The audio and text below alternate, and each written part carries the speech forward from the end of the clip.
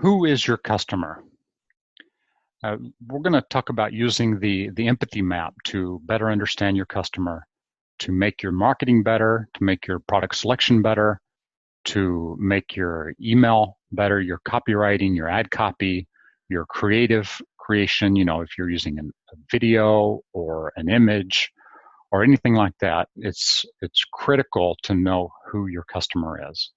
And a good way to do that is using or doing an empathy mapping exercise. So we're going to use the empathy map. And this empathy map is it's a map that you can find on Google. You can do a search, just search empathy map, and you'll find this graphic here.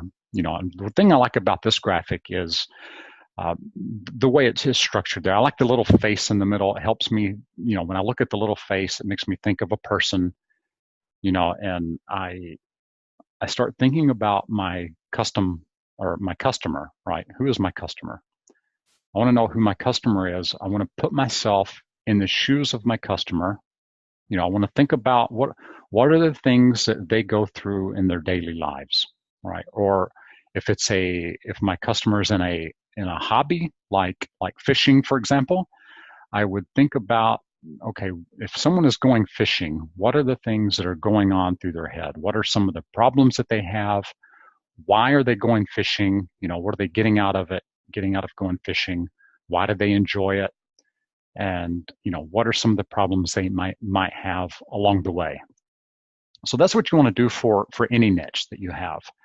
It'll help you with your product selection. It'll help you writing your ad copy. It will help you writing your product descriptions. It'll help you with writing your emails, and it'll help you with all of your marketing, with running your business. If you can understand, get in the head of your customer, and even putting out content. If you're doing Facebook or Pinterest, Instagram, think about your customers. What is it they go through during their day? What are some of the problems that they have, and can you solve any of their problems? So going back to the fishing example, fishing is very broad, right? Fishing, because within fishing, you have several different types of fishing, and some of them, the only thing they have in common is water, and the fish that breathes water, right? That's like the only thing they have in common. For example, deep sea fishing. Deep sea fishing, you need a big boat. You have to go out into deep waters. That's one deep sea fishing. You're using larger hooks. The fish are much larger. It takes a while to get out there to where you're going fishing.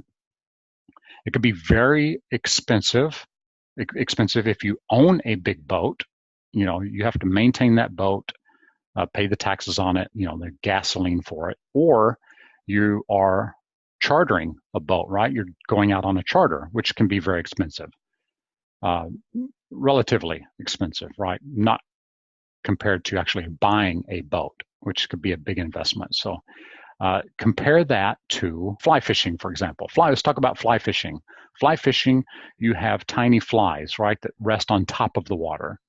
The fish are small, you're going for about this size fish, that you can carry. So you have two different kinds of fishermen with two different kinds of problems, right? Different equipment. They both use different equipment. They go to two different locations. I know I've never been fly fishing. I know the very little I'm telling you about, and I know very little about deep sea fishing. But I do see, right, by looking at the empathy map, I can already see the differences, even though I've never done it.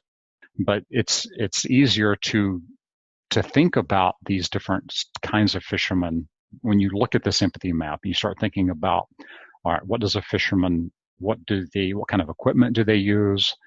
Where are they fishing? What kind of bait are they using? What kind of fish are they fishing for? Where are those fish? How are they getting to the location where they're going fishing? Do they need a boat? Do they not need a boat? What kinds of boat? What kind of boat do they use? Are they in a canoe? Are they in a motorboat? How big of a motorboat? What about the motor on the boat? All these things matter when it comes to a fisherman. All these things you have to consider for any niche that you're in. I'm just using the fishing niche because it just seems to be the most common with all of my students. It's like one of the most common niches that I see for e-commerce, especially the drop shipping niche. So the things you have to think about when you're thinking about your niche is, looking at those bottom two rectangles there, the pain and the gain. And it has, across the board, it has been easier to find a product, a winning product, if it solves a problem that your niche has.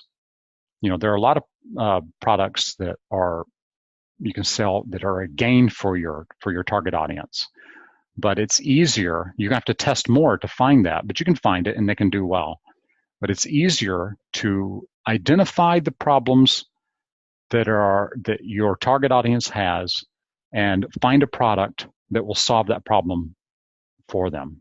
Some niches, you'll see that the people in the niche might not even realize that they have the problem. So in that case, you have to communicate what that problem is, to make them realize, oh yeah, I do have that problem.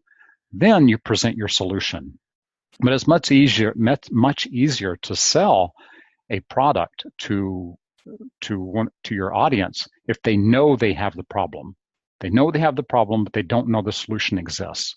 So you show them the solution, and if you show them the problem, then the solution, then you have a better chance of making the sale. But first you have to understand the problems that they have. I'll give you an example for the fishing niche, right? We already talked about, fishing different kinds, deep sea, lake, pond, river, all those things. The one thing they have in common is the water. Another problem that you have when you're around water, whether you're fishing or not, is the reflection off from the sun, right? The reflection off the water can be blinding and hard to see, especially if you're fishing. So there is a solution to that. Polarized glasses, for example. So polarized lenses will help block that glare from the water, so you don't get as tired, you can see better and things like that. But you need to know what the benefits are of that product so you can communicate it to your target audience. How is that product going to help the fisherman? How's it going to help the fisherman? Because it's a problem that everybody has, but if you can point out how it specifically helps your customers, your target audience, then you'll have a higher conversion rate. They'll see it and they'll say, yeah, I do have that problem. And they're more likely to buy if they trust you. So that's something else that you have to build up, is trust. So what can you do, thinking about the fisherman, what are some things you can do to build up the trust with that customer? And some things that you can do are, when you're thinking about your customer, what are some like symbols and things that they recognize, right? So it's easy for someone to tell that the person that they're buying from doesn't understand them if they're showing them something that has nothing to do with who they are, what kind of fisherman they are. When we're talking about trout fishing and deep sea fishing, if you were to put a picture of a swordfish on a product that you're selling to fly fishermen, it's not relevant, right? There's no, the swordfish, a fly fisherman could care less about a swordfish. A deep sea fisherman that goes out for swordfish and has eaten swordfish, the way you present it, that could resonate with the deep sea fisherman, right? Because they're interested in the big trophy fish. And the swordfish is a very popular one, but it would be meaningless. It would be worse than meaningless for fly fishing. So if you had a fly fishing store and you had images of a swordfish on your store, then is obviously that person doesn't know what they're doing. So that is already going to break down any trust that they might have just right off the bat. It's going to raise a red flag to someone subconsciously, right? They might not even realize it, but they see, things about deep sea fishing, big boats and swordfish or tuna and things like that. But you have a fly fishing store, they're going to be like, what? This doesn't make sense. So it's going to put up flags in their head, and they're going to leave. So those are important things to consider, with the empathy map and using the images on your store and the colors and everything else with your store. You need to consider all those things. Another, when you were thinking about gain, a gain could be, if you talking about the trophy fish, right? A trophy fish, catching a trophy fish, a big fish, and they want to have it mounted on the wall or whatever, then they have to go find a taxidermist. So finding a taxidermist to mount finding a taxidermist could be a problem that they want to solve. They want to find a taxidermist, but actually having the fish mounted on the wall is a gain, because the gain is they get to show it off, right? They have that status of being great fishermen, or whatever the reason is for wanting a fish mounted on the wall. But that is not a problem. A problem would be finding a taxidermist and getting another problem would be getting the fish to the taxidermist before it starts deteriorating, because you need to get to them fast. So you probably already need to know of a taxidermist before you even catch the fish. So those are just some of the things that you want to think about when you're looking at the empathy map. And if you really want to know who is your customer, you want to know who is your customer and what are the products they're most likely to buy if you don't know what product you want to do. If you have a product, then understanding the customer is just as important on how to position that product in a way that it solves whatever problem that your target audience has, or it helps them reach their goals or the gains, whatever it is that they want to get from that, whatever it is that they're participating in that group. If it's a hobby, for example, or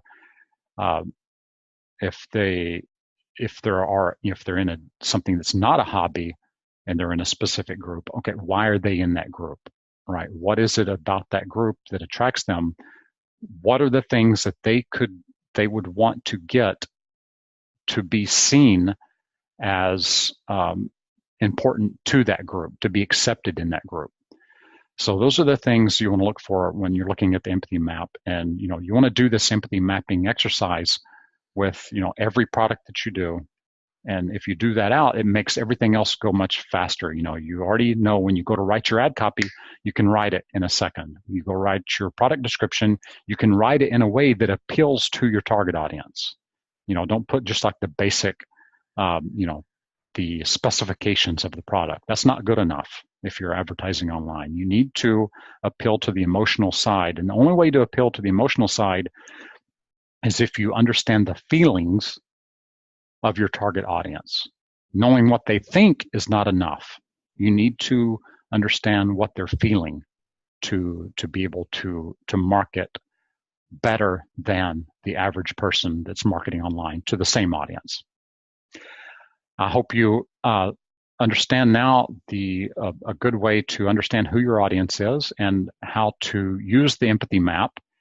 And if you have any comments, be sure, if you're on YouTube, be sure and leave them below. If you're on Facebook, reply, let me know what you think. And if you have any specific questions about your niche, if you're having any problems, comment, make a comment, and I'll see if I can help you there. Thanks. See you in the next video.